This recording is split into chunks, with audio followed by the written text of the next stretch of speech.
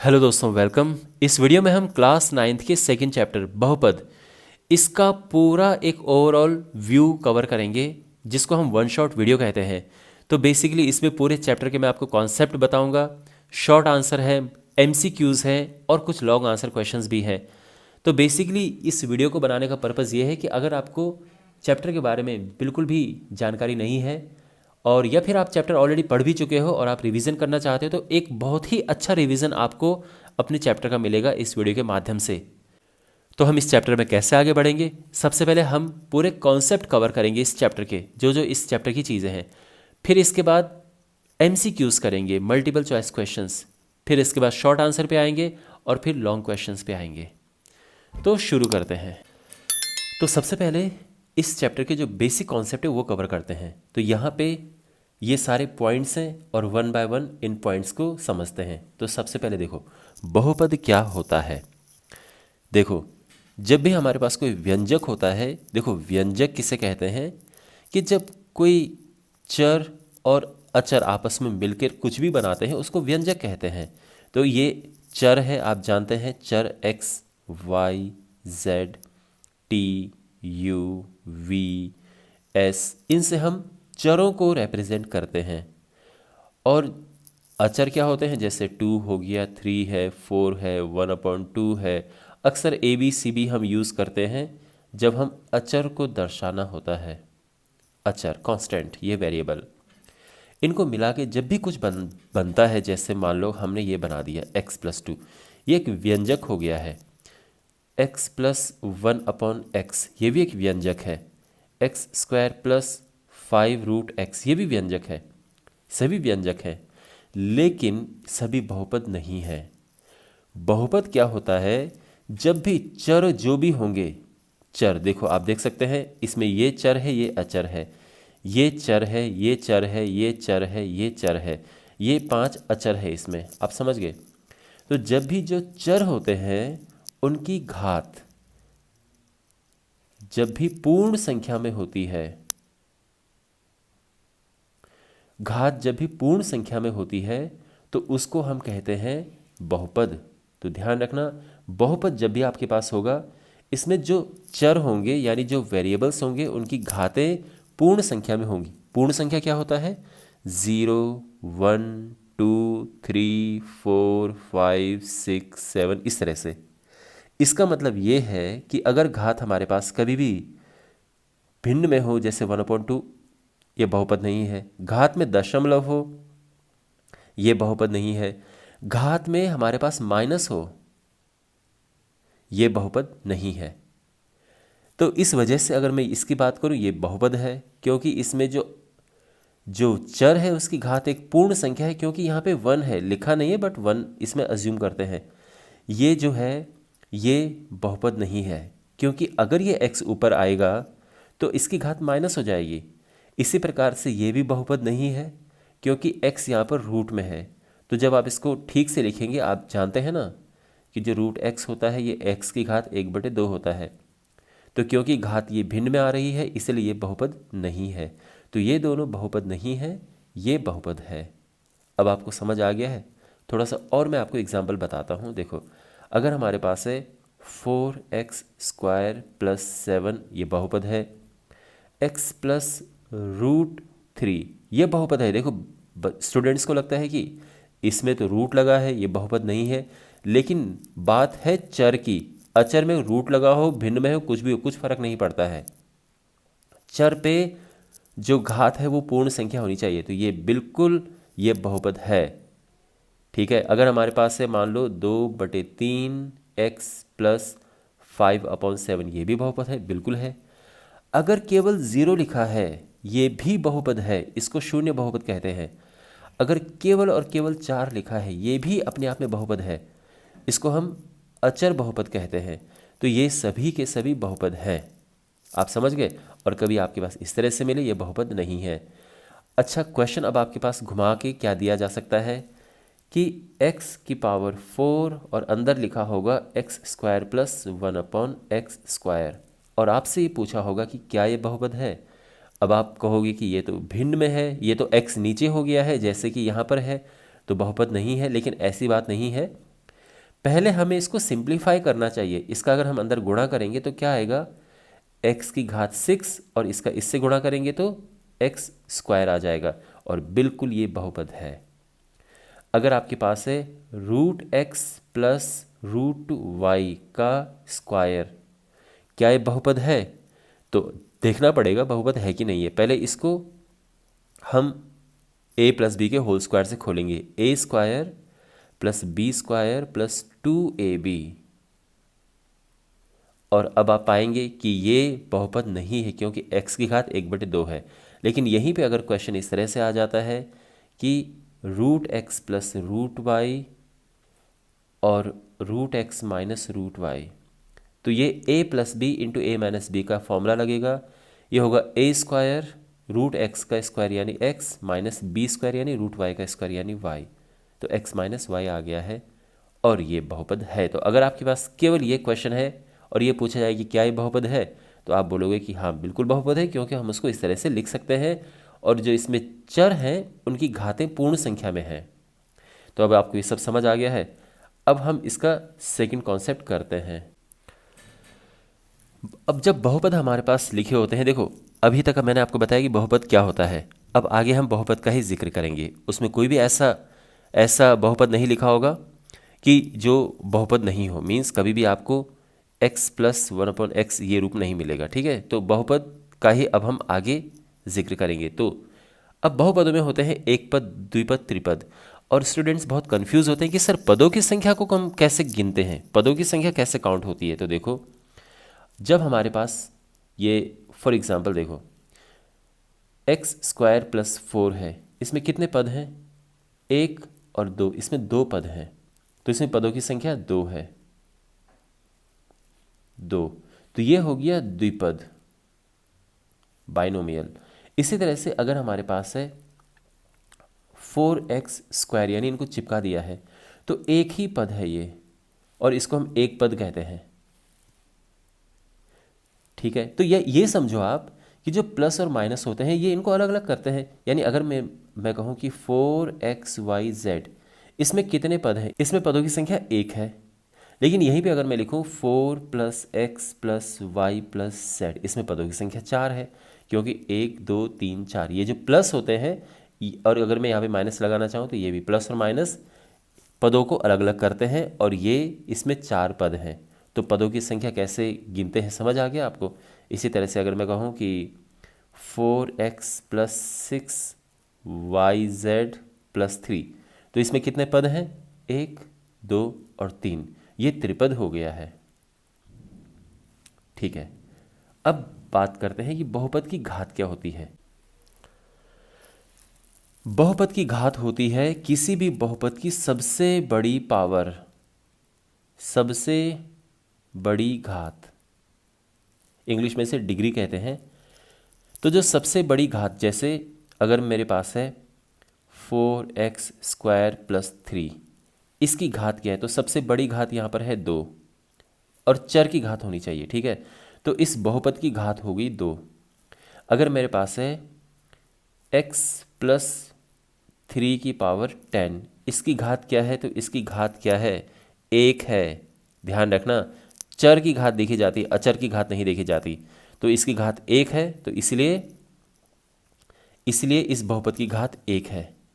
ठीक है, x की पावर अगर हमारे पास है मान लो 10, y की पावर 15 प्लस z, इसकी घात क्या है? तो सबसे बड़ी घात है 15 और ये हो गई 15। लेकिन अब इंटरेस्टिंग बात, अब देखिए आप, अगर हमारे पास है केवल और केवल लिखा है 4, कोई x नहीं है कोई y नहीं है, इसकी घात क्या है? इसकी घात है 0। ध्यान रखना, इसकी घात 0 है और केवल 0 ही लिखा है। और फिर पूछा जाए इसकी घात क्या है, तो इसकी घात है परिभाषित नहीं। आपके पास या तो ऑप्शन में क्वेश्चन आएगा मल्टीपल चॉइस में, उसमें ऑप्शन लिखा होगा परिभाषित नहीं, और अगर ऐसे ऑप्शन नहीं है कोई तो आप लिखेंगे इस तरह से परिभाषित नहीं। तो शून्य बहुपद जो होता है उसकी घात परिभाषित नहीं होती है। ध्यान रखना इस बात का। एक और बात है, अगर आपके पास ऐसा लिखा हो कि 0x की पावर 4 प्लस एक्स की पावर 3 प्लस 0x⁻2 प्लस 5, इसकी घात क्या है? तो देखो यहाँ पर क्या है, ज़ीरो को हटा दो क्योंकि ये तो ज़ीरो है, ये तो बस ऐसे यहाँ पे लिख दिया है, ऐसा समझ लो, और इसको भी हटा दो। अब क्या बचा? ये बचा और ये बचा। अब देखो सबसे बड़ी घात क्या है, तो ये है, तो ये इसका आंसर हो गया 3। ध्यान रखना कई बार स्टूडेंट्स 4 लिख देते हैं, लेकिन क्योंकि ज़ीरो है तो समझो ये काउंट नहीं होगा। तो बहुपद की घात अब आपको क्लियर हो गई है। अब हमारे पास है बहुपद का गुणांक। गुणांक देखो, यहाँ पर गुणांक क्या होता है? जो किसी चर के साथ में लगा होता है। तो यहाँ पर देखो x³ है ना, x की घात 3, इसके साथ में लगा हुआ है 5, तो x की घात 3 का गुणांक क्या हो गया है? 5। यानी हम यहाँ पे लिखेंगे x की घात 3 का गुणांक, और ये है 5। अच्छा, x की घात 2 का गुणांक यहाँ पर क्या है? तो क्या यहाँ पर आपको x घात 2 दिख रही है?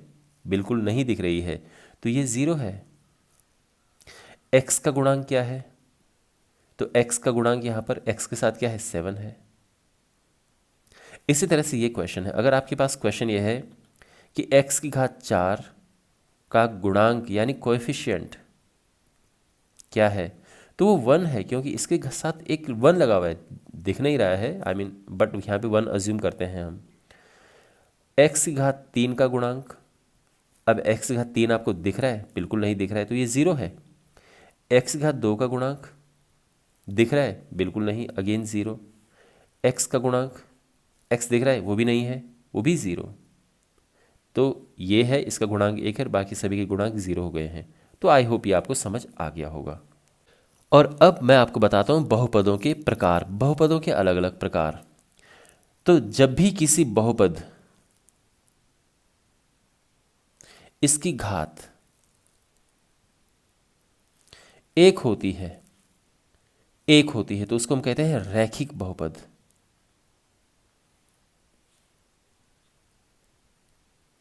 रैखिक बहुपद। तो एक फॉर एग्जाम्पल अगर हमारे पास है x+3, ये क्या है? ये रैखिक बहुपद है। अगर है x, केवल x है, ये भी रैखिक बहुपद है। अगर हमारे पास 4x है, ये भी रैखिक बहुपद है। अगर हमारे पास x plus Y plus Z है, ये भी रैखिक बहुपद है, क्योंकि सबसे बड़ी घात 1 ही है, तो बहुपद की घात यहाँ पर 1 है। अगर हमारे पास है x², ये रैखिक बहुपद नहीं है। ठीक है, तो ये क्या बहुपद है? इसको हम कहेंगे द्विघात बहुपद। द्विघात बहुपद, क्योंकि इसकी घात अब 2 है यहाँ पे। तो जब किसी बहुपद की घात 2 होती है तो उसको हम द्विघात बहुपद कहते हैं, नाम से ही पता चल रहा है। तो इसी प्रकार से अगर हमारे पास है 4x² प्लस 7y², ये भी द्विघात बहुपद है, क्योंकि सबसे बड़ी घात इसमें 2 है। इसी तरह से अगर हमारे पास 7x² प्लस 3 है, ये भी द्विघात बहुपद है। अगर हमारे पास है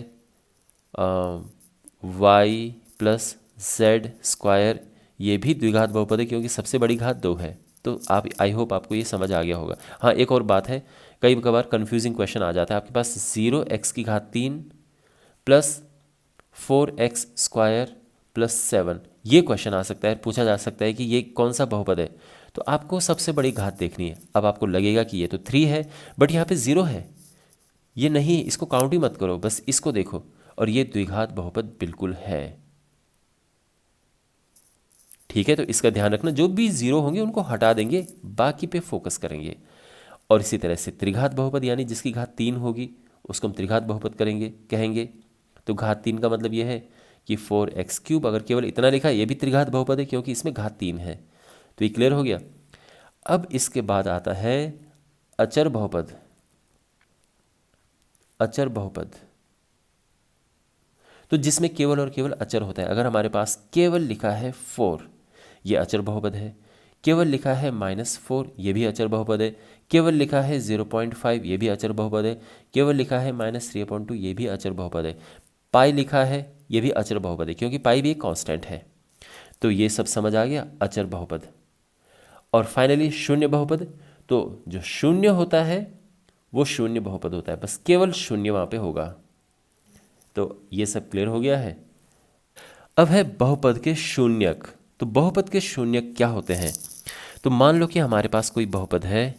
देखो, बहुपदों को हम अक्सर ऐसे दर्शाते हैं, px करके लिखते हैं। तो अगर हमारे पास कोई बहुपद है x+2, ठीक है, ये हमारा बहुपद है। अब ये बताओ कि x यहाँ पर क्या रखें जो कि ये 0 हो जाए। तो अगर हम रखें -2, तो ये होगा -2 + 2 और ये हो गया है 0। क्योंकि -2 रखे ये 0 हो रहा है, तो इसीलिए हम ये कह सकते हैं कि -2 दिए हुए बहुपद का एक शून्यक है। तो इसको हम कहते हैं बहुपद का शून्यक। बात समझ आ गई? तो और इसी प्रकार से अगर हम रखें यहाँ पे 1, तो ये तो 1 + 2 करके 3 आ जाएगा। ये तो 0 नहीं आया है, तो हम कहेंगे कि जो 1 है ये बहुपद का शून्यक नहीं है। तो 1 दिए गए बहुपद का, दिए हुए बहुपद का शून्यक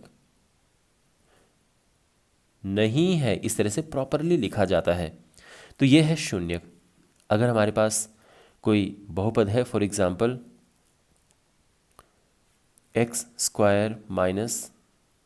5x + 6, और अगर हम 2 पुट करें तो ये आ जाएगा 2² - 5 × 2 + 6, और सॉल्व करके ये 0 आएगा। आप देखेंगे 4 और 6 10, -10 0। तो यानी जो 2 है ये बहुपद का शून्यक है। और यहाँ पे अगर हम 3 पुट करें तो ये हो जाएगा 3² - 5 × 3 + 6। इसको सॉल्व करेंगे, ये आएगा 3 × 9 = 6 15, 15 में से 15 गया 0। तो 2 रख के 0 आया, 3 रख के 0 आया, तो दोनों ही इस बहुपद के शून्यक हो गए। तो हम ये कहेंगे कि 2 और 3 दिए गए बहुपद के शून्यक हैं। तो ये तो मैंने आपको बता दिया कि शून्यक क्या होता है, लेकिन शून्यक ज्ञात कैसे करते हैं ये देखो आप। तो बहुत आसान है ज्ञात कैसे करना है हमें। अगर हमारे पास मान लो कि यही क्वेश्चन है और हमें क्वेश्चन में ये पूछा जाए कि इसका शून्य ज्ञात करो, ये बहुपद है, इसका शून्य ज्ञात करो, तो आप सीधे क्या करेंगे, यहाँ पर x+2 = 0 रखेंगे। आप 0 रखा तो x आ जाएगा -2, है ना, 2 इधर जाएगा, तो आंसर मिल गया हमें, ये शून्यक है। इसी प्रकार से अगर हम यहाँ पर देखें कि इसके शून्य कैसे हैं, कैसे निकले, 2 3 मुझे कैसे पता चला, तो हम क्या करेंगे कि x² - 5x + 6 को रखेंगे 0 और इसको सॉल्व करेंगे। तो इसके करेंगे हम गुणनखंड, ये हुआ। और x हमने कॉमन लिया तो x - 3 -2 कॉमन लिया, x - 3 x - 3 x - 2, और एक बार हम x - 3 0 रखेंगे तो x आएगा 3, और एक बार x - 2 0 रखेंगे तो x आएगा 2। इस वजह से और इस तरह से 3 और 2 जो है इस बहुपद के शून्यक हो गए हैं। तो हमने क्या करना है, जो भी यहाँ पर होगा उसको 0 रख देना है और बाद में उसको इस तरह से सॉल्व करना है, ठीक है ना। तो अब आप ये सोच रहे हैं अगर कि सर ये जो है ये कैसे हमने लिख दिया है, आई मीन इसके बाद ये कैसे लिख दिया है, तो इसको हम कहते हैं मिडिल टर्म स्प्लिटिंग मेथड, गुणनखंड करने का मेथड होता है ये। और ये आपको आना ज़रूरी है। अगर आपको गुणनखंड करना आ गया तो बहुत सारी प्रॉब्लम आपकी दूर हो जाएगी जीवन की, मैथ से रिलेटेड प्रॉब्लम। इसलिए मैं आपको सुझाव दूंगा, सजेस्ट करूंगा कि डिस्क्रिप्शन बॉक्स में एक वीडियो का मैं लिंक आपको दे दूंगा, उस वीडियो को ज़रूर देखना। उससे आपके जो गुणनखंड करने का जो स्किल है बहुत ज़्यादा डेवलप हो जाएगा, तो वो ज़रूर देखें। लेकिन साथ में आपके पास क्वेश्चन इस तरह से भी आता है, x³ - x² + x - 1 मीन्स इस तरह से अगर आपके पास है, फॉर एग्जांपल मान लो कि ये अगर आपको मिलता है कि इसके गुणनखंड ज्ञात करो, मीन्स आप इसमें घात 3 है, ये त्रिघात बहुपद है, तो इसके हम कैसे शून्यक निकालेंगे, इसके लिए हमें इसका गुणनखंड करना पड़ेगा। और इसका गुणनखंड कैसे करते हैं, देखो इस पर्टिकुलर इसको तो बड़े आसानी से हम कर देंगे। वैसे इसमें x² कॉमन है, x - 1 बचा, फिर 1 कॉमन है, x - 1 बचा, फिर x square plus one X minus one है, और इसको हम पुट करेंगे ज़ीरो। तो यहाँ पर देखो, बड़ा इंटरेस्टिंग क्वेश्चन है ये। यहाँ पर x माइनस वन तो हो गया ज़ीरो, इससे x is equal to one मिला।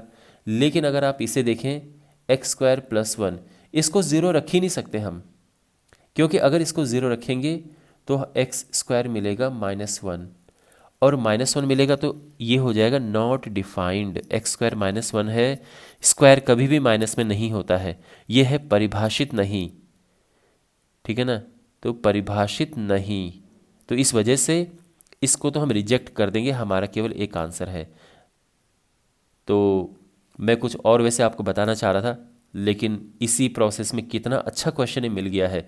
बहुत इंपॉर्टेंट क्वेश्चन है ये, और ये क्वेश्चन है कि ये आपके पास बहुपद है, इसके कितने वास्तविक शून्यक हैं। वास्तविक शून्यक, इसके कितने वास्तविक शून्यक हैं। तो केवल यही नंबर है जो एक वास्तविक संख्या है, बाकी कोई भी ये वास्तविक संख्या नहीं आएगी, क्योंकि स्क्वायर तो कभी भी माइनस में नहीं होता है, तो यानी इसको हम रिजेक्ट कर देंगे, केवल यही है। तो इसका आंसर है कि इसके वास्तविक शून्यक केवल एक ही है, यानी केवल एक ही है, इसके अलावा नहीं है। वैसे तीन आते हैं अक्सर, लेकिन इसमें केवल एक ही आया है, ठीक है। तो ये इस बात का ध्यान रखना। लेकिन मैं आपको जो बताना चाह रहा हूँ वो कुछ इस तरह से है। अगर हमारे पास इस तरह से कोई बहुपद आता है, यानी तीन घात आप देख सकते हैं, एक ये है और एक ये है, तो और हमें क्वेश्चन ये पूछा जाता है कि इसके शून्य ज्ञात कीजिए, तो सबसे पहला काम ये है कि हमें इसके गुणनखंड ज्ञात करने होते हैं।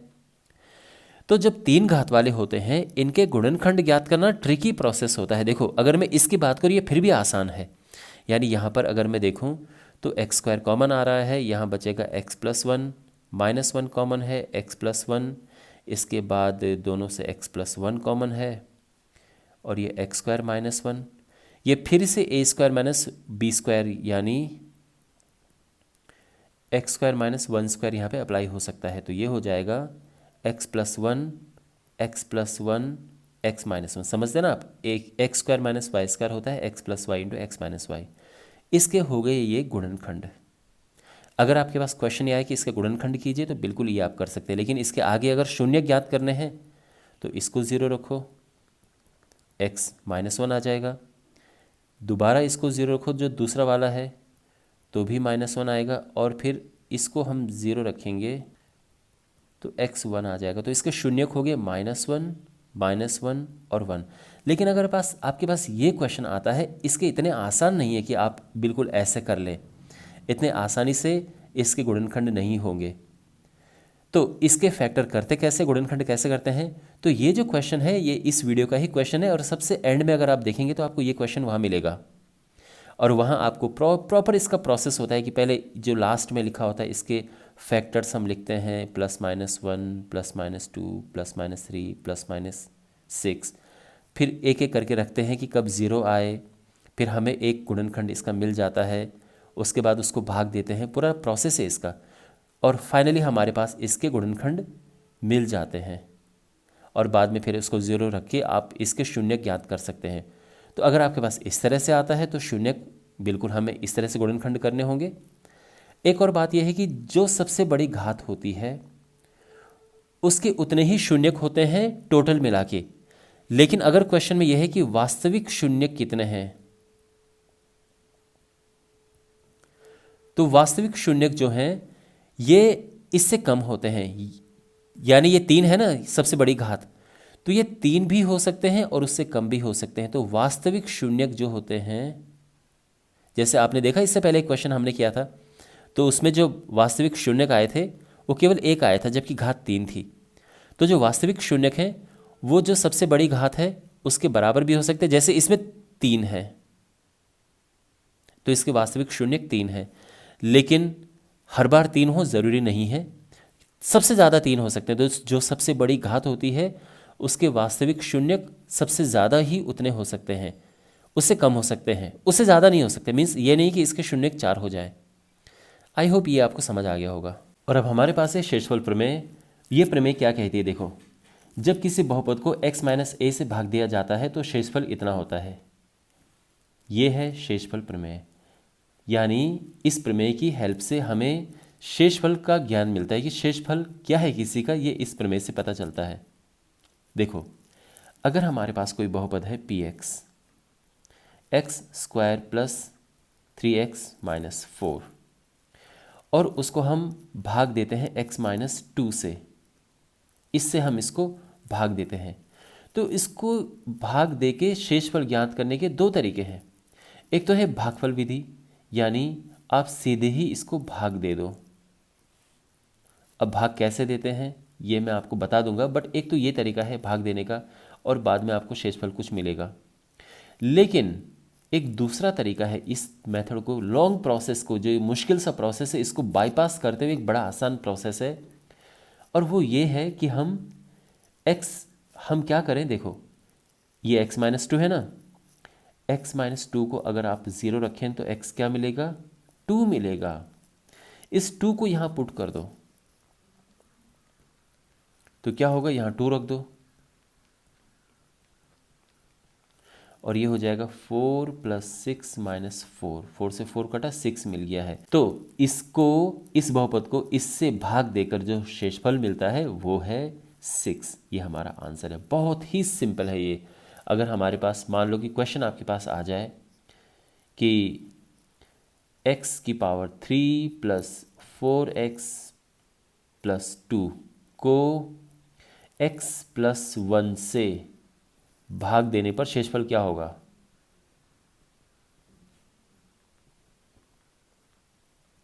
तो कैसे ज्ञात करेंगे। तो पहले तो इसको 0 रखो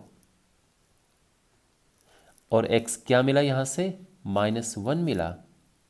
अब वो -1 यहां पुट कर दो तो -1 की, वैसे इसको हम पहले px लिखना चाहिए और फिर यहाँ पे p-1 थोड़ा तरीके से। तो यहाँ पे -1 रखते हैं, प्लस 4 इंटू -1 प्लस 2, ये हो जाएगा -1 का क्यूब होता है -1 -4 प्लस 2, यानी -5 प्लस 2, और ये -3 आ गया है, और ये इसका शेष फल है। आपको बात समझ आ गई है कि कैसे हम शेषफल ज्ञात करते हैं। आई होप आपको ये प्रमेय समझ आ गई होगी। अब हमारे पास है गुणनखंड प्रमेय।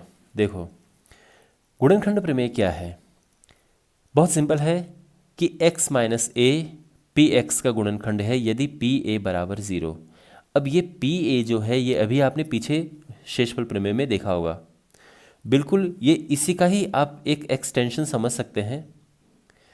आपको शेषफल ज्ञात करना है, जैसे कि यहाँ हमने ज्ञात किया, अगर वो 0 आ गया तो जो ये है, ये इस दिए हुए बहुपद का गुणनखंड होगा। मैं आपको बताता हूँ। देखो, अगर हमारे पास है पी एक्स, यानी कोई बहुपद है X square minus 5x plus 6, और क्वेश्चन ये है कि क्या x प्लस 2 x माइनस 2, क्या x माइनस 2 पी एक्स का गुणनखंड है, यानी चाहे पी एक्स लिखो चाहे पूरा लिखो, x square minus 5x plus 6 का गुणनखंड है। क्या ये इसका गुणनखंड है, आप समझ रहे हो।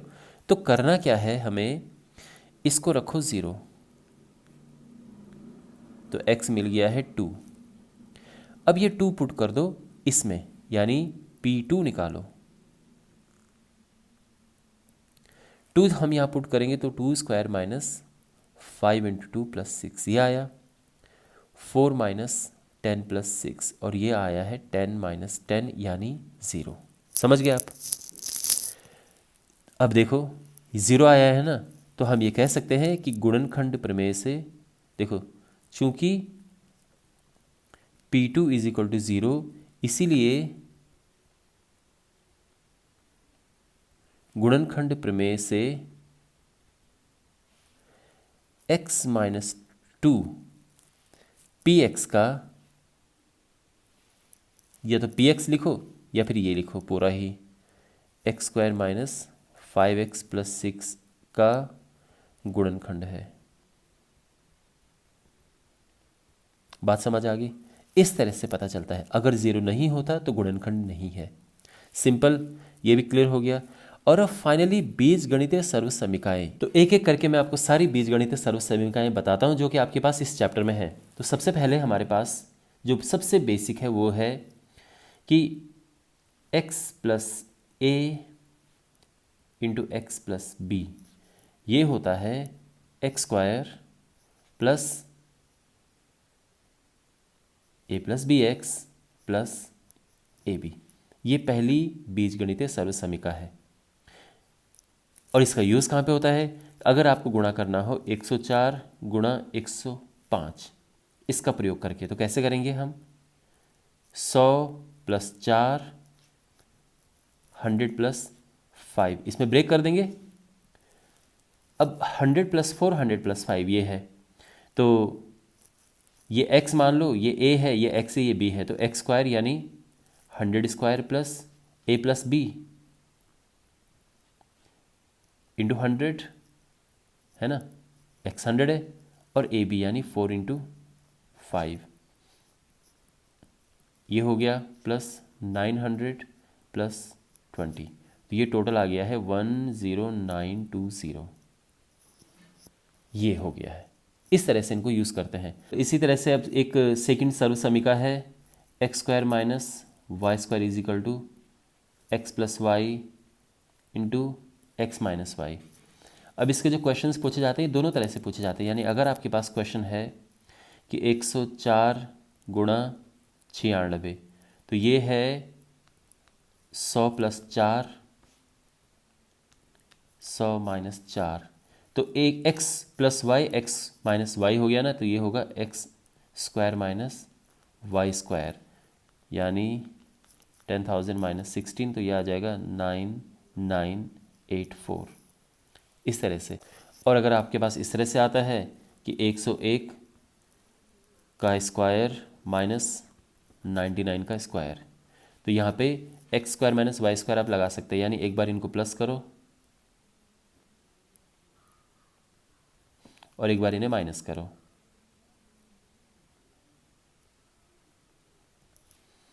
प्लस किया तो ये आया 200, माइनस किया आया 2, और ये आ गया 400। तो दोनों तरह से इसका यूज़ होता है। अब इसके बाद नेक्स्ट है एक्स प्लस वाई का whole square, X square plus 2xy plus Y square. ध्यान रखना, बहुत सारे बच्चे बहुत बार मिस्टेक करते हैं, वो केवल इतना लिखते हैं X square plus Y square. ये मिस्टेक कभी आप मत करना। और जब ये माइनस होता है तो एक्स स्क्वायर वाई स्क्वायर दोनों सेम रहेंगे, चेंज केवल ये होगा। अब इसके बाद है क्यूब वाले, एक्स प्लस वाई का क्यूब। एक्स क्यूब देखो, एक्स प्लस वाई का क्यूब होता है, पहले का इसका क्यूब करो, फिर इसका क्यूब, फिर 3xy into X plus Y. ठीक, जब माइनस होता है तो बड़ा आसान है कि जहाँ जहाँ ऊपर प्लस है वहाँ वहाँ नीचे माइनस हो जाएगा। यहाँ माइनस, यहाँ माइनस, और यहाँ माइनस। ठीक है। अच्छा, अब इसके बाद एक फॉर्मूला है, ध्यान रखना, इसी को पलट के वो होता है। यानी देखो, एक तो ये फॉर्मूला है,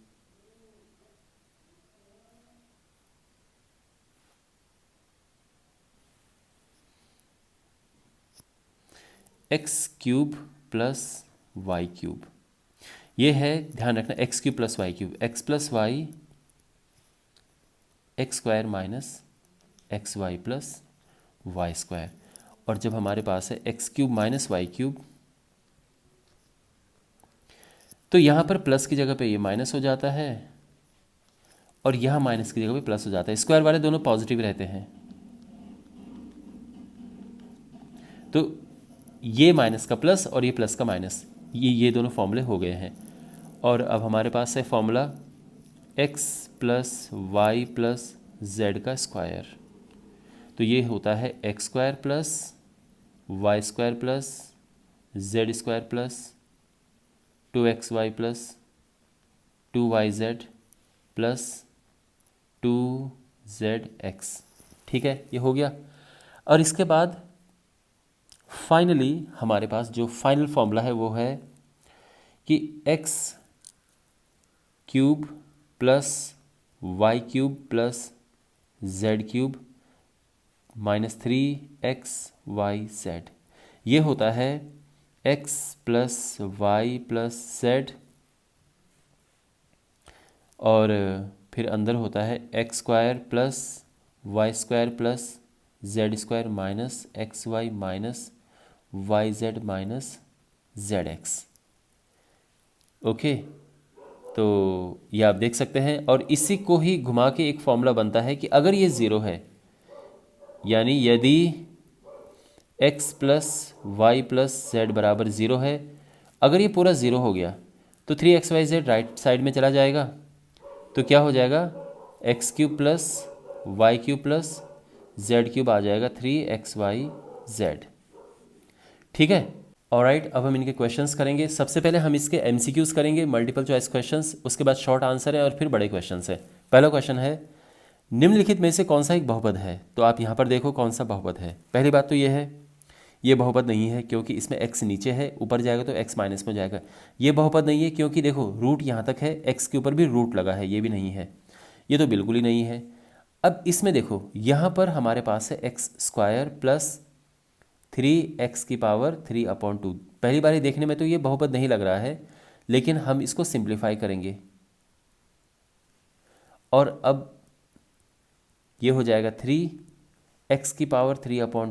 -1/2, तो ये हो जाएगा एक्स स्क्वायर प्लस 3/2 में से 1/2 माइनस हुआ, 2/2 बचा और 2/2 होता है 1। तो बेसिकली यहाँ पर हम लिख सकते हैं 1, और 1 को लिखने की ज़रूरत नहीं पड़ती है। तो बेसिकली ये हो गया है और ये बहुपद है, हमारा ऑप्शन सी करेक्ट है। ठीक है, इस बात को ठीक से समझना कैसे हुआ है ये। सेकंड क्वेश्चन है शून्य बहुपद की घात, इसका ऑप्शन डी करेक्ट है। ध्यान रखना ये बहुत इंपॉर्टेंट क्वेश्चन है, बहुत बार पूछा जाता है, मैंने बहुत बार पुराने क्वेश्चन पेपर्स में एक क्वेश्चन देखा है। तो शून्य बहुपद की घात परिभाषित नहीं है। बहुपद px का शून्यक है, तो इसका शून्यक क्या है, देखो हम क्या करते हैं, इसको ज़ीरो पुट कर देते हैं। शून्यक ज्ञात करने के लिए इसको ज़ीरो पुट कर दो और ये हुआ -5, और इस तरह से ये आ जाएगा -5/2, और ऑप्शन हमारा बी करेक्ट है। क्वेश्चन नंबर 4 है यदि x+1 इस बहुपद का एक गुणनखंड है तो k का क्या मान है। तो देखो जैसे कि हमने गुणनखंड प्रमेय में पढ़ा था, तो इसको ज़ीरो रखो, x हमारा आ जाएगा -1। अब ये -1 यहाँ पुट करो, अब क्योंकि गुणनखंड है तो इसीलिए इसको -1 रख के ये ज़ीरो हो जाएगा। तो हमारे पास ये है 2 -1 स्क्वायर प्लस k -1, और ये है ज़ीरो। तो -1 का स्क्वायर +1 होता है, -k = 0, और k हमारा आ गया है 2, यानी ऑप्शन सी करेक्ट है। ठीक है, इस तरह से हुआ है, यानी इसको ज़ीरो रखो तो x आ गया, और इसको अगर आप यहाँ पुट करोगे तो ये ज़ीरो होना चाहिए, तो इसलिए मैंने ज़ीरो रख दिया है। इसका शेषफल ज़ीरो होता है क्योंकि गुणनखंड है, तो ये हो गया है। ठीक है, गुणनखंड प्रमेय का यूज़ हमने वहाँ पे किया है। अब ये है कि अगर ये ऐसा है तो b का क्या मान है। तो सिंपल है, हमारे पास लेफ्ट हैंड साइड में है 49x² - b, right hand side में आप देखेंगे a + b × a - b है, यानी देखो a + b यानी x + y × x - y, ये होता है x² - y², यानी 7x² ये हो गया है 49x² - 1/4।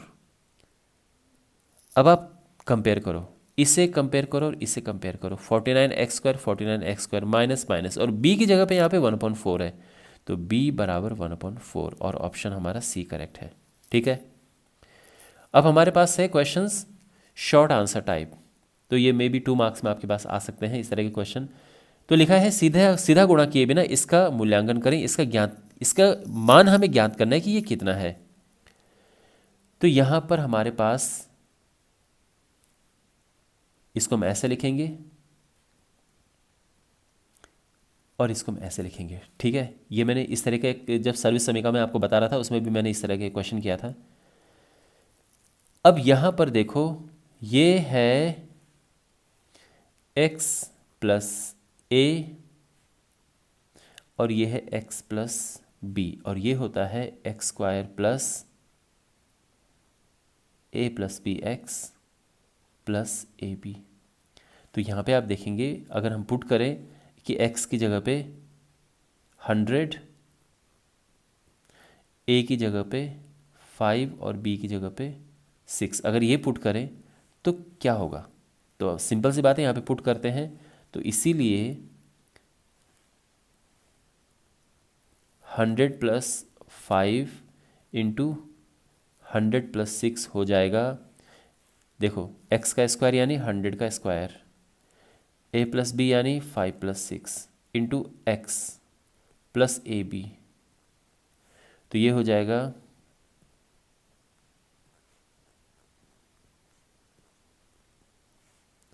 और ये फाइनली सॉल्व करके आ जाएगा 11130, और ये हमारा आंसर है। ठीक है, क्वेश्चन नंबर 2 है, यदि अब दिया है क्या, A square plus 9 upon A square is equal to 31, और हमें मान ज्ञात करना है a माइनस 3 अपॉन ए का। तो देखो कैसे करेंगे, तो फॉर्मूला सबसे पहले तो हम यहाँ पर यूज़ करेंगे। देखो चूँकि x माइनस वाई स्क्वायर होता है X square minus 2xy plus Y square, अभी मैंने सरल समीकरण में ये फॉर्मूला भी आपको बताया था। तो यहाँ पर ये x और ये y ले लो, तो देखो ये हो जाएगा a minus 3 upon A square is equal to A square minus 2ab minus B square, इसका स्क्वायर, ठीक है ना। तो ये 9 अपॉन ए स्क्वायर हो जाएगा, यहाँ ए से ए कटा, ये 6 आ जाएगा। यानी अब देखो यहाँ पर इसको हम डिस्टर्ब नहीं करेंगे क्योंकि इसकी वैल्यू तो हमें ज्ञात करनी है। ए स्क्वायर इसको इसके साथ लिखो और ये गुणा कर देंगे हम, तो ये हो जाएगा 6। इतना क्लियर है? इसकी वैल्यू हमारे पास पहले से ही है इसकी, तो ये हो जाएगा 31 है ना, माइनस 6 यानी 25। अब देखो a माइनस 3 अपॉन ए का स्क्वायर अगर 25 है तो a माइनस 3 अपॉन ए क्या होगा? तो इसका आंसर है प्लस माइनस 5, यानी इसका स्क्वायर रूट करेंगे तो प्लस माइनस 5 आएगा, और ये हमारा आंसर है। ओके, अगला क्वेश्चन करते हैं। निम्नलिखित व्यंजकों का गुणनखंड कीजिए। अब हमने इसका गुणनखंड करना है, तो जो फॉर्मूला यहाँ पर यूज़ होगा वो मैं आपको बताता हूँ। x plus Y plus Z square is equal to X square plus Y square plus Z square plus 2xy plus 2yz plus 2zx, ये फॉर्मूला यूज़ होगा। तो फर्स्ट पार्ट देखो, हमारे पास है 25x square plus 9y square plus 9z square minus 30xy minus 18yz plus 30xz। अब देखो, अब आप ट्रिक समझो यहाँ पे कैसे करेंगे हम। सबसे पहले तो यहाँ पे माइनस का चक्कर बड़ा इंपॉर्टेंट होता है। माइनस यहाँ पर कहाँ कहाँ है? इधर और इधर। किसके साथ माइनस है? दोनों। अब आप दोनों में कॉमन चीज़ नोटिस करो, दोनों में x है या दोनों में y है या दोनों में z है, तो आप पाएंगे कि दोनों में y है। इसका मतलब y वाला माइनस होगा, ठीक है ना। मैं फिर से बताता हूँ, माइनस इधर और इधर है और दोनों में y है, इधर भी और इधर भी, तो y वाला माइनस होगा। तो हम क्या लिखेंगे? देखो ध्यान से देखो। अब ये तो हुआ 5x का स्क्वायर, फाइन।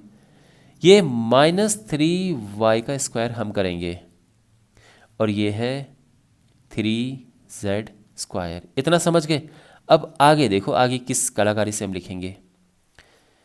ये तो हमने लिख दिया। अब इसे देखो कैसे लिखेंगे। ये है 2xy, 2 इंटू दिस, ध्यान रखना, अब ये भूल जाओ, इसको देखने की भी ज़रूरत नहीं है, बस 2 इंटू दिस यानी 2 into 5x into -3y plus 2 into Y into Z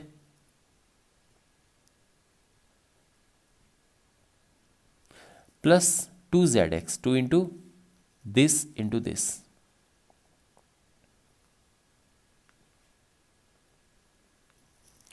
okay, और अगर आप इसे सिंप्लीफाई करोगे तो आप ये पाओगे कि बिल्कुल यही आ रहा है ना, 5 दूनी 10 या 30, बिल्कुल यही आ रहा है। तो ये है, हम ऐसा करेंगे, ध्यान से इसको समझ लो। और अब फाइनली हम लिखेंगे, इनको इकट्ठा कर दो, x plus Y plus Z का स्क्वायर है ये प्लस जेड इसका स्क्वायर, ये हमारा आंसर है। ठीक है, अब देखो इसे कैसे करेंगे, सेकंड वाला जो है, तो हमारे पास ये है, ये व्यंजक है, तो यहाँ पर देखो, पहले चलो क्वेश्चन लिख देते हैं, 9x square plus 16y square plus 4z square minus 24xy plus 16yz minus 12xz। Again क्या माइनस, देखो किस किस में है, इधर और इधर है, दोनों में क्या चीज़ है कॉमन, मतलब जो दोनों में है, x दोनों में है, तो ये वाला माइनस होगा, तो हम क्या लिखेंगे, -3x का होल स्क्वायर, बाकी ये तो 4y का स्क्वायर है और ये 2z का स्क्वायर, और यहाँ पर प्लस, अब यही लिखेंगे 2xy 2 इंटू, तो अब इसको देखने की आवश्यकता नहीं है, 2xy this into this plus 2yz 2 into this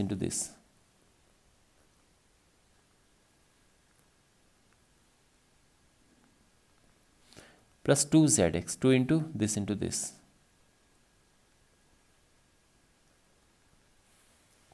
तो ये हो जाएगा दिस प्लस दिस स्क्वायर। ठीक है ना, तो आई होप ये सब आपको समझ आ गया होगा।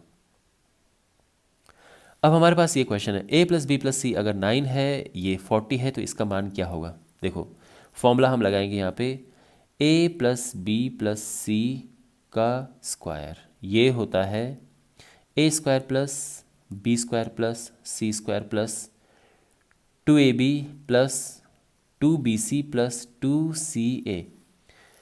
तो यहाँ पे 2 कॉमन ले लेते हैं, यानी ये हो जाएगा a plus B plus C square is equal to A square plus B square plus C square, और 2 यहाँ से कॉमन आ गया है, तो A B plus B C plus C ए।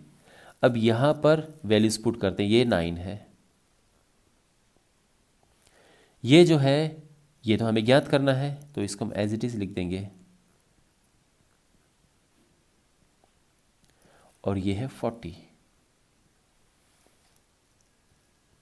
ये है 81 is equal to A square plus B square plus C square plus, और ये हो जाएगा 80। अब ये इस तरफ आएगा, माइनस होगा, तो सिंपली आ जाएगा A square plus B square plus C square is equal to 1, और ये हमारा आंसर है।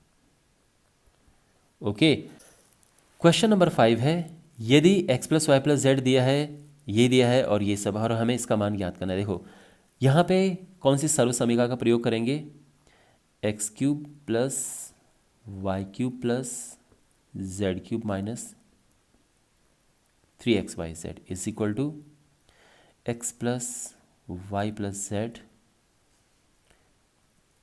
X square plus Y square plus Z square minus X Y minus Y Z minus Z x.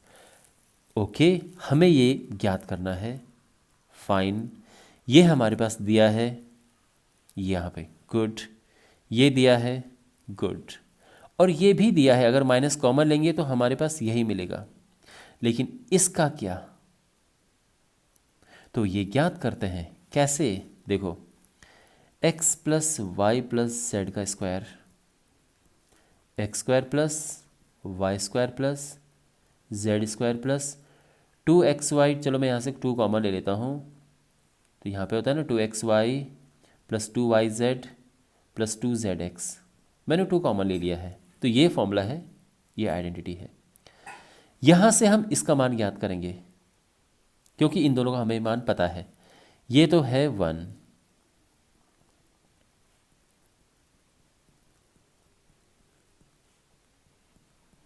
और ये है -1, तो बेसिकली ये हो गया 3, यानी -2 इधर जाएगा तो ये 1 + 2 यानी 3 हो जाएगा। ये x² + y² + z²। अब ये सब यहाँ पुट करते हैं,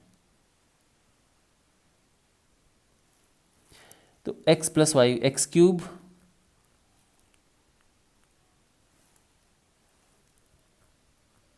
plus y³ plus z³ -3, x y z है -1 बराबर x + y + z है 1। ओके, और फिर ये, तो ये यहाँ पे 3 है माइनस, और ये माइनस कॉमन लेंगे और अंदर बचेगा ये xy + yz + zx, और ये -1 है। ठीक है ना, समझ गए आप ये? तो ये हो जाएगा x³ + y³ + z³ + 3 = ये माइनस माइनस प्लस हो गया, 4 हो गया, और हमारा आ गया x³ + y³ + z³ = 4 - 3 यानी 1, और ये हमारा आंसर है। अब हमारे पास एक क्वेश्चन है, एक उचित सर्व समीकरण का प्रयोग करके इसका मान ज्ञात करो। तो हमारे पास है 104 का क्यूब। 104 का क्यूब हम यूज़ करेंगे 100 + 4 का क्यूब। अब यहाँ पे आप ऑब्वियसली आप देख सकते हैं कि x + y का क्यूब यहाँ पर यूज़ होगा, तो वो होता है x³ + y³ + 3xy × x + y, तो वही हम यूज़ करेंगे, यानी 100 + 4 का जो क्यूब है वो हम लिखेंगे 100³ + 4³ + 3xy x + y, तो ये हो जाएगा 1 2 3 4 5 6 64, 4 × 3 = 1200, 100 + 4,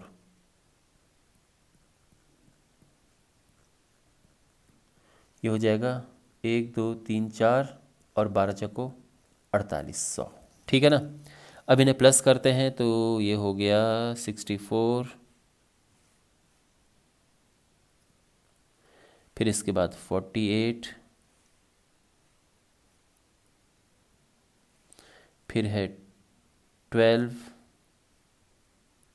और ये 1, ये हमारा आंसर आ गया। ठीक है, आप इसको आराम से प्लस भी कर सकते हैं अपने हिसाब से, बट ये इसका आंसर है। आई होप आपको ये तो आता होगा प्लस कैसे करें सिंपली इस तरह से। ये हमारा आंसर है, तो बढ़ते हैं आगे। अब हमारे पास है लॉन्ग आंसर टाइप क्वेश्चंस, यानी लंबे क्वेश्चंस हैं ये, और यहाँ पर लिखा है कि घात के आधार पर निम्नलिखित बहुपदों के प्रकारों को पहचानिए, यानी कौन सी घात है, यानी ये रैखिक बहुपद है या द्विघात बहुपद है या त्रिघात बहुपद है या अचर बहुपद है या शून्य बहुपद है, ये सब। तो सबसे पहले ये है, ये बिल्कुल ही अचर है, इसमें चर है ही नहीं, तो ये अचर बहुपद हो गया।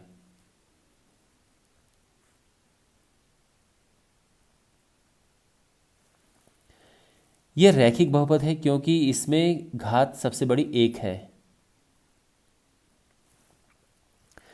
ये त्रिघात बहुपद है, ये द्विघात बहुपद है,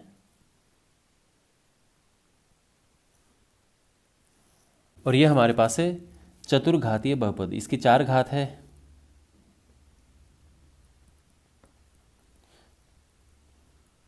तो बेसिकली सबसे बड़ी घात जिसकी जो होती है वो उसकी, अब यहाँ पर जो भी सबसे बड़ी घात है उसकी वो डिसाइड करता है कि ये किस प्रकार का बहुपद है। और अगर केवल शून्य लिखा होता तो ये हमारा शून्य बहुपद होता है। ठीक है ना, केवल अगर शून्य लिखा है तो ये शून्य बहुपद है। और फाइनली हमारे पास ये क्वेश्चन है, इसके गुणनखंड करने हैं। इसके गुणनखंड करने के लिए बहुत सारी चीज़ें आपको आनी चाहिए। सबसे पहले कि हमें पुट करना होता है, फिर भाग देना होता है, फिर मिडिल में स्प्लिटिंग करनी होती है। मैं आपको भी बताता हूँ एक एक करके कैसे कैसे हम इसे करेंगे। पूरा प्रोसेस आप समझिए। सबसे पहली बात, जो सबसे लास्ट में है इसके गुणनखंड हम करते हैं। तो यहाँ पर देखो 6 है ना, इसके गुणनखंड ये 1 है, 2 है, 3 है और 6 अपने आप है। आप इसमें प्लस माइनस भी लगा सकते हैं क्योंकि कभी कभार माइनस भी आ जाता है। तो 6 के गुणनखंड ये हो गए हैं। अब एक एक करके यहाँ पे रखो कि ज़ीरो कब हो। हमारा जो पी एक्स है ये है X cube plus 2x² minus 5x minus 6। देखो ज़ीरो ये कब होता है, 1 रख के देखो, चलो 1 रखा, नहीं ज़ीरो नहीं हो रहा है, तो x इज इक्वल टू 1 से काम नहीं बना। x इज इक्वल टू -1 रख के देखते हैं, -1 रख के ज़ीरो हुआ, ये -1 हो जाएगा, ये +2 है, ये +5 हो जाएगा, ये हाँ बिल्कुल -1 रख के ज़ीरो आ रहा है, ये +7 -7। तो हम रखेंगे, देखो सीधे अब यहाँ पर -1 रखो। आप समझे बात को, जब ज़ीरो आए वही रखो, ये नहीं कि आप यहाँ पर सब एक एक करके चेक कर रहे हो। जब ज़ीरो आ जाए तो उसी को यहाँ पे लिखो। तो -1 का क्यूब हुआ, -1 स्क्वायर, -1 -6, तो ये हो जाएगा -1 +2 +5 -6 और फाइनली ये है 7 -7 यानी ज़ीरो। तो ये ज़ीरो आ गया है, तो इसीलिए हम ये कह सकते हैं कि x बराबर -1 एक शून्यक है। और इसको इधर लेके जाओ तो यानी x + 1 एक गुणनखंड है। समझ गए आप? ये इस तरह का एक क्वेश्चन हमने पहले भी किया था, तो ये है। ओके, अब अगला स्टेप, अब इसे इससे भाग देना है। तो यहां पर x³ plus 2x² minus 5x minus 6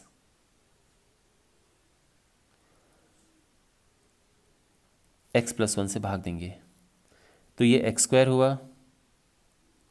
देखो आई एम श्योर आपको भाग देना आता होगा, क्योंकि यहाँ पे अगर मैं आपको भाग देने के लिए पूरा स्टेप बताऊंगा उसमें बहुत टाइम लग जाएगा। इसलिए भाग कैसे दें इसका लिंक मैं आपको, एक वीडियो मैंने बनाया है जिसका लिंक आपको इस वीडियो के डिस्क्रिप्शन में दे दूंगा, आप उसको देख लेना, आपको सारा समझ आ जाएगा कि भाग कैसे देते हैं एक्चुअल में। फिर भी मैं आपको यहाँ पे बताने का प्रयास करता हूँ। देखो कैसे करते हैं, ये पहला देखो और ये पहला देखो, ठीक है। इसमें किसका मल्टीप्लाई करें, किसका गुणा करें कि ये आ जाए, तो इसमें x² का गुणा करेंगे ना, ये आ जाएगा, ठीक है, इतना हो गया। अब इसका दोनों में गुणा करो, यानी इसमें गुणा करेंगे तो ये तो आएगा ही आएगा, और साथ में ये x² आ जाएगा। अब लाइन ड्रॉ करो और साइन चेंज करो, प्लस का माइनस, ये कट गया। 2x² में से एक x² गया, एक x² बच गया, -5x माइनस 6। फिर ये देखो और ये देखो, इसमें किसका गुणा करोगे कि ये आए, तो x का गुणा करेंगे तो ये आ जाएगा, ठीक है। तो इसका दोनों में गुणा करो,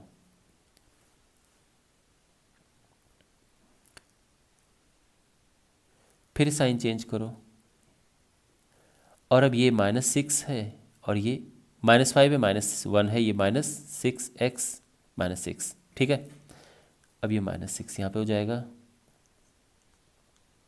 आप समझे ना, क्योंकि इसमें हम -6 का गुणा करेंगे तो ये आएगा, तो इसलिए -6 यहाँ लिख दिया है, दोनों में गुणा किया, साइन चेंज करेंगे तो ये फाइनली हमारे पास ये आ जाएगा। इसका मतलब ये है कि ये जो क्वेश्चन हमारे पास है, शुरू में जो क्वेश्चन था x³ plus 2x² minus 5x minus 6, ये हो गया है।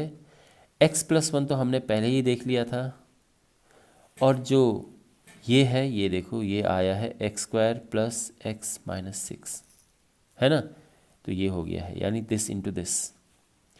और ये हम करेंगे मिडिल टर्म स्प्लिटिंग से, तो ये जो है यहाँ पर x² plus 3x minus 2x minus 6। अब यहाँ x कॉमन लेंगे तो बचा x + 3, यहाँ 2 कॉमन लिया, बचा x + 3, और ये हुआ x+1, x+3, x-2 और ये हमारा आंसर है, ये इसके गुणनखंड है। Okay, alright. और इसी के साथ ये वीडियो समाप्त होता है। मैं उम्मीद करता हूँ कि अब इस चैप्टर को लेके आपकी अंडरस्टैंडिंग और डेवलप हुई होगी, और एग्ज़ाम में कभी कोई क्वेश्चन आ गया तो आप उसको ऐसे ही नहीं छोड़ोगे, आप अपना एफर्ट ज़रूर उसमें डालोगे। तो अगर आपको वीडियो अच्छा लगा है तो आप इस चैनल को सब्सक्राइब करें और इस वीडियो को अपने फ्रेंड्स के साथ में ज़रूर शेयर करें। और मिलते हैं अगले वीडियो में। Take care.